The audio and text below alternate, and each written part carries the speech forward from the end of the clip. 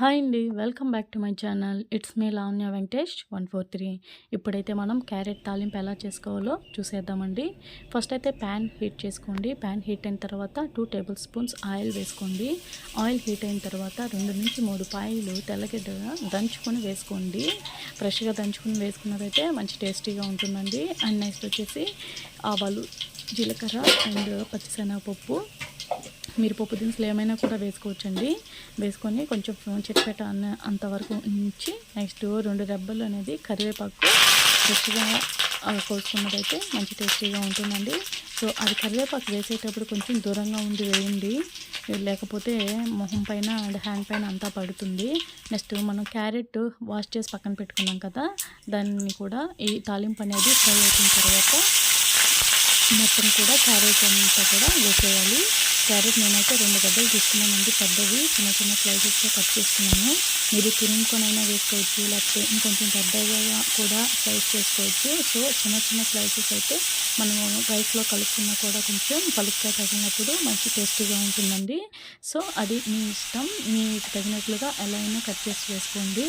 ఇప్పుడు కొంచెం ఫ్రై అయ్యేటప్పుడు మనం క్యారెట్ వేసుకున్న తర్వాత ఒక 1/2 టేబుల్ స్పూన్ సాల్ట్ అనేది యాడ్ చేసుకోండి. సాల్ట్ యాడ్ చేసుకున్న తర్వాత అది ఒక 3 to 4 మినిట్స్ బాగా ఫ్రై చేసుకోండి, ఎందుకంటే సాల్ట్ ప్రతి పీస్కి కూడా పడాలి కదండి. సో బాగా ఫ్రై చేసుకోండి. ఫ్రై చేసుకున్న తర్వాత ఒక 2 మినిట్స్ బాగా కలపండి.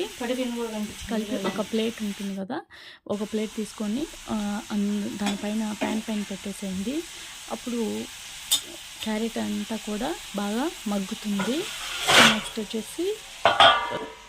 నెక్స్ట్ మనం తెల్లగడ్డ అండ్ మంచి శనగపప్పు ఉంటుంది కదా, ఆ 2 కూడా మనం దంచి వేసుకోండి. లేకపోతే మిక్సర్కి వేసి పక్కన పెట్టేసుకుంటే టైం ప్రాసెస్ అనేది తగ్గుతుందండి మనకు.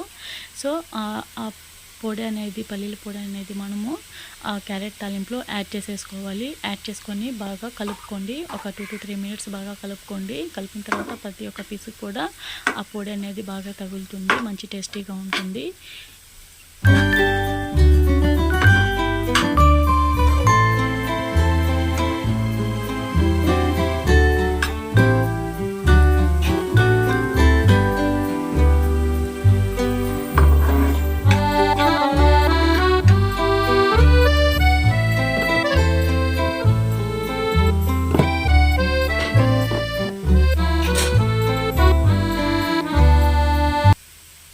ఈ టైంలో మనము కారం కొంచెం యాడ్ చేసుకోవాలండి. 1/2 టేబుల్ స్పూన్ కన్నా కూడా తక్కువ యాడ్ చేసుకోండి. కారం ఏమంత ఎక్కువ అవసరం లేదు.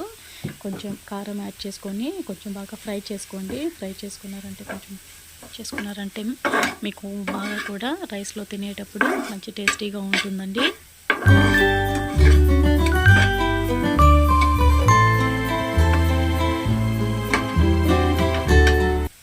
ఈ టైంలో మనం ఒకసారి సాల్ట్ చెక్ చేసుకోండి, సాల్ట్ సరిపోయిందా లేదా అనేది. నాకైతే సాల్ట్ సరిపోలేదండి, నాకైతే కొంచెం 1/2 టేబుల్ స్పూన్ కావాల్సి వచ్చింది. నేను 1/2 టేబుల్ స్పూన్ వరకు సాల్ట్ అనేది యాడ్ చేసుకున్నాను. యాడ్ చేసుకొని ఒక 2 to 3 మినిట్స్ ఫ్రై చేసుకోండి. అలాగే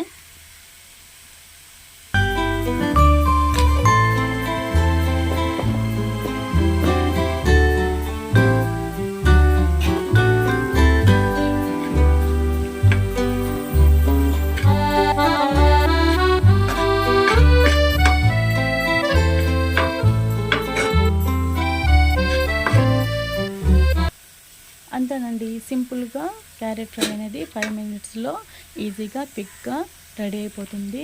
ఎవరైనా చిన్నపిల్లలకైనా, మీరైనా, ఎవరైనా హస్బెండ్స్ ఆఫీస్కి వెళ్ళే వాళ్ళకి చాలా త్వరగా చేసి ఇచ్చే రెసిపీ అయితే క్యారెట్. ఇందులో రైస్ కూడా యాడ్ చేసుకుంటే క్యారెట్ రైస్ అయిపోతుంది. చాలా బాగుంటుందండి టేస్టీగా. Thank you for watching this video. Like చేయండి, నచ్చినట్లయితే షేర్ చేయండి, సబ్స్క్రైబ్ చేయడం మాత్రం మర్చిపోకండి.